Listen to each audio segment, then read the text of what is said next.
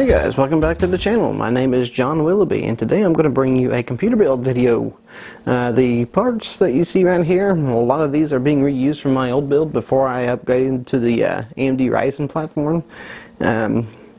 But as you can tell, I'm one of those people that like to keep all the retail boxes just in case I needed to store them, which in this case actually did pay off. So everything is pretty much as it was when I bought it brand new and before unboxed. I'm not going to do any unboxing videos today.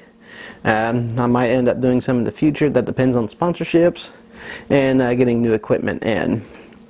However, what I'm going to do is go ahead and go through some of the things that I'm going to be doing in this build. First off, this big white thing in the back, that is going to be the case. That is the, if I can stop and think, but that is the Deep Cool Duke Case V2. I decided to go with white on that because my NZXT Kraken or Phantom 820 case is white and black, so this kind of ended up being a nice little addition. So if I end up not hooking this particular system up to my TV and keep it over by my other system, then at least has something to match. Let's see.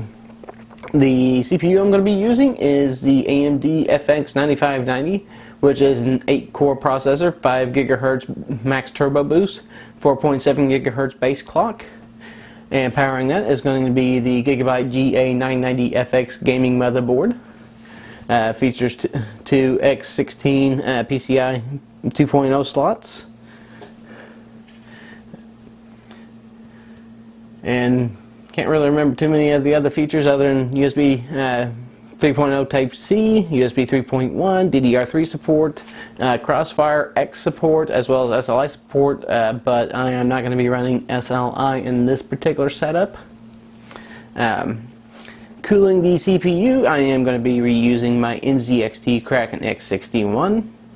However, the fans on those, one of them threw a bearing, so it makes a god-awful rattling noise every time that I turn the system on, but it does eventually go away. But still, I'm afraid the fan is going to eventually quit working, and I don't want to cook my FX 9590 processor.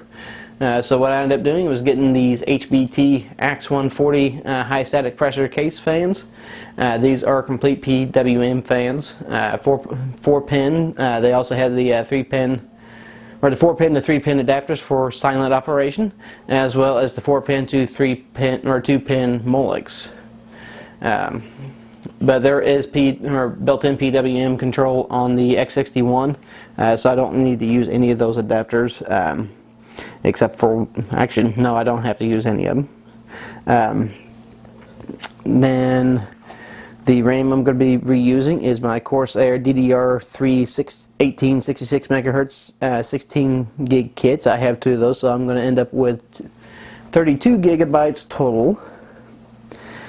And then the video cards, I'm going to be using the FXF Radeon R9 390X cards. I will be running these in Crossfire X mode. They were getting very, very hot. And then here's my DVD drive. I'm thought about doing Blu-ray, but I've already got a Blu-ray player hooked up to my TV, and I've already got the Blu-ray burner in the other system, so no need for that. Now, since the case doesn't have really all that much ventilation as far as the side panel goes, because that is a clear acrylic side panel, and that's housed in a steel door. There actually is support, from what it looked like, for 2 140mm fans in the front. So I'm going to be using Fractal Design case fans for that. Because the only other ventilation it looks like that's built in and included is a 120mm LED fan that is in the rear. And according to the specifications I've seen online, the top of the case does support 140 or 280mm radiator. So dual 140 setup, dual 120 for a 240mm radiator, or even a single of either one. Hard drives I'm going to be using, since I didn't have any other ones. 2 laptop drives. One of them is a the Western Digital 250 gig drive, and the other one is a Hitachi 320 gig drive. I believe both of those are SATA 3 or 6 gigabits per second transfer rate. Then I have my wireless adapter card, which is the Gigabyte GCWB87 or 67D-I.